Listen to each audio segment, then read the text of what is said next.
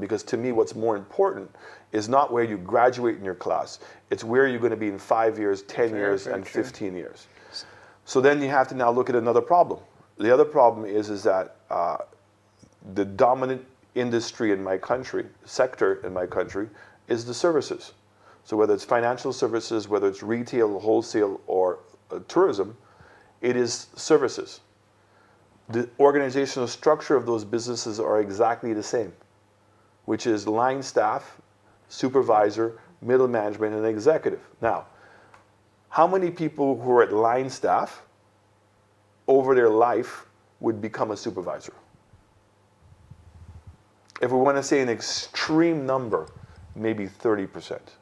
So 70% of the people are going to stay at line staff. So how is it now that that line staff person in the tourism sector is getting around $1,800 a month in salary? How do I get that to $5,000? And so it cannot be that by them saying, well, because I've stayed here long enough that I'm going to get it. There has to be this added value. So if I go to a waiter, when they first start, they're really just cleaning up. Right. They don't understand the menu, they don't speak languages, they don't understand the culture, they don't know who the client is, I'm not coming prepared. The added value now becomes that they speak multiple languages. The added value becomes that I know I have Canadian guests, so I'm going to read the Canadian newspaper in the morning. So that you're able to converse. Converse. Wow, right. I heard that Trudeau just won. I heard that he's in this and blah, blah, blah. And then even if you ask the people where in Canada they are, because it's completely different from the West Coast than it is on the East Coast.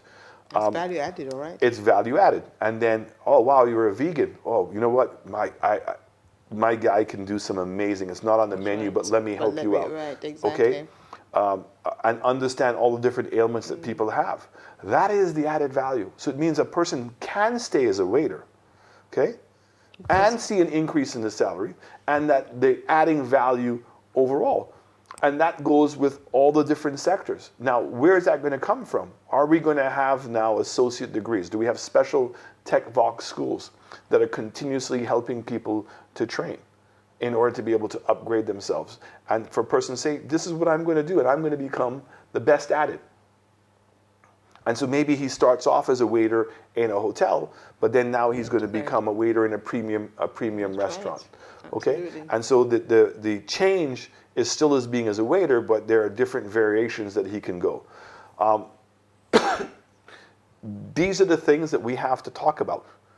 These things can't be just left to be by accident. But do you think, Alan, this is a conversation that we need to be having together as a region? Because we all have the same issues.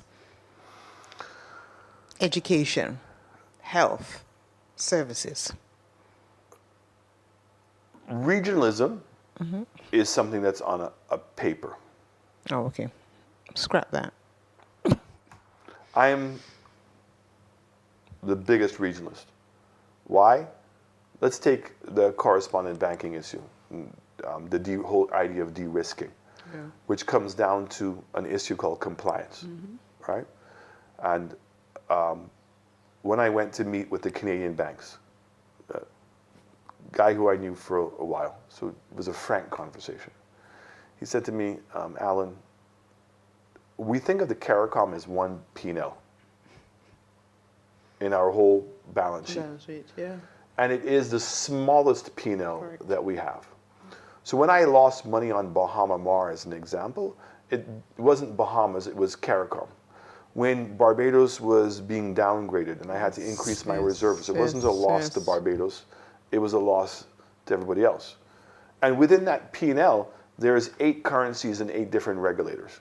So you're actually the most expensive place for me to do business in this region. So what he was saying to me is that the world thinks of us as one, but we're not acting like we're one. Like we're one. So I don't know how difficult that is. That the further you get away from this region, people think of the Caribbean as one place. Yes, they do. Okay? And it happens to be that they think most of us are Rastas. Okay? Yes. Because that's the strongest brand that comes out of the Caribbean. This is not difficult to understand. Yes. Okay? And given the fact that our market share on a global basis is so small, that the ability to unify and to move forward, okay, you don't need to be overly intelligent. So when it's not happening, Novia, It's not happening. it's not happening, and therefore to continue to try to have dialogue and to hold back on things that you want to be able to do. I think that what we are, unfortunately, is we are a region of imitators, and that when somebody does something that's successful, we quickly go and try to imitate it, rather than, as you say, collectively sitting down and having a strategy that is driven by ourselves. But if you take tourism, it is 85% of our foreign exchange in this region. Is one of the largest, if not the largest employer. Yes. It's the one that offers us the greatest amount of opportunity. Absolutely. There's no trained tourism economist in the system. In regional institutions, banks, ministries of finance, ministries of economic development. So this is why this huge change at the CETO is to say, back up a second, guys. Yeah. Okay? Let's go back to being a research and statistical agency to be able to provide real information that can now generate and create now proper strategy in moving forward. Because this idea of this regional marketing campaign, how many times? I mean, it was amazing to me when we were having the meeting, and it was led by Prime Minister Minnis from the Bahamas, who's the lead Prime Minister on it. And I had people at the table. I had to say to them, "What are you talking about? Give it up. It's not happened. It's not going to happen. And the amount of resources you're talking about, right? A couple of $100,000. Forget it, Chief. But you know, they just couldn't let it go. Right? They're so obsessed with this thing, and all the empirical evidence says this is not working. So try a different strategy, right? So that's where we are. I just want to say to you that education, security. How is it we don't have a regional security force? Yeah. How can we not get the brightest people? We really believe that the criminals are staying in one place, right? Wow. Okay? And certainly from economies of a scale and having our own FBI agency. None of us are going to be able to do that by ourselves. It is only on a collective basis. And so don't come to a meeting and tell me how important security is. Right? So, you know, Mia, in all fairness, has been trying to get us to agree on a tax. We can raise the monies to be able to do that. If it doesn't happen, then I don't believe you really genuinely believe it's a priority. I'm sorry. Actions for me speak so much louder than what the words are. And the evidence is there over and over and over and over again to do things collectively together, and we're not doing it collectively together. So what big announcement would you like to share with us about St. Lucia? Well, you spoke about tourism. Tourism is going to be a major driver for us. Like Jamaica, the IT sector has been huge. Financial services. So with all the stuff that's going on with the Europeans, you know, we've gone to what's called a territorial tax structure, which means that St. Lucia will not charge taxes on revenues that are earned outside of St. Lucia. And in addition to that, we've created what's called a Headquarters Act. So we allow companies to set up their headquarters in St. Lucia. Digicel is an example. So they no taxes on their personal income taxes on their staff, whether they're from St. Lucia or from abroad, no work permits, no corporate tax, and no duties on the products that they're bringing in. What that does in my country, it has people who would not be living in my country living in my country. And it creates, generally, a higher level of jobs that my locals can benefit from. So all of a sudden, we had a huge amount of retail, of office space, and also a glut on the market with residential space. In less than a year and a half, everything's full. And so that demand now is starting to create confidence in my business community, who are now looking to build more office space and more apartments. Okay? So the example came from Geneva, the UN. 34,000 people living tax-free in Geneva. But guess what? They rent homes, they buy homes, they buy cars, they go to the grocery store, they go to the restaurants, they fly in and out. And so they generate indirect taxes. Right? So we're a big believer in that. The other one in terms of tourism is that we want to really improve our tourism product. So we have been doing a program here at a university called Monroe, where we do a 6-month training program, 3 months in classroom, 3 months practical, and creating people to get jobs and helping them get jobs in the cruise industry. Okay. And what happens is that they can go there for 2, 3 years, 4 years. They're getting paid. So instead of incurring debt, they're actually getting an incredibly practical education. And as these new hotel rooms are coming in St. Lucia, there's now a trained workforce that's coming back at that level. Okay. We have been in discussions with Lausanne University with the idea. That's such a, I mean, just throw it out there, that's such a biggie. It is. I mean, I went to their campus. I have to tell you, I was just Oh yes, it's not too rusty. blown away. But also what they're doing is creating job-ready students. Yeah? So how you dress at the school, you're actually living as if you're an executive already. Yeah. So this is training for your middle management and your senior management. And the idea would be to create a campus here in St. Lucia that could be for the Caribbean and also for Latin America. Wow. And this is to coincide with... So the HQ will be here, so students would fly Right, they would have into a Lausanne campus here in St. Lucia that's directly affiliated to the one in Switzerland. So I believe that they're also looking at Singapore as the other place that they're going to go to. That's very much in keeping where we're going, that we know we have to add value. Absolutely. In this destination. So how many students would the school be able to take? I think that they're wanting to start with like 100, 150, and then to grow from there. Okay. So this is all part of the Pearl of the Caribbean project. So we're looking to break ground in January. We're hoping to be able to get the confirmation from Lausanne very soon. That hopefully they've approved having this campus over here. So we've been in those discussions. Nice. We're building a new airport. That's started. All the plans are done. We're looking to break ground in. Yeah, and then we're got some tricks up our sleeve that hopefully we'll be announcing soon that we're trying to do with our airport. We've signed an MOU with Royal Caribbean and Carnival to build a new home port facility. So our international airport is actually 1 mile away from the port. And so the P&O in particular, they're expanding. They're going to go from a 3,500 passenger ship to a 6,500 passenger ship. Ooh. So we'll be co-sharing with Barbados on that process.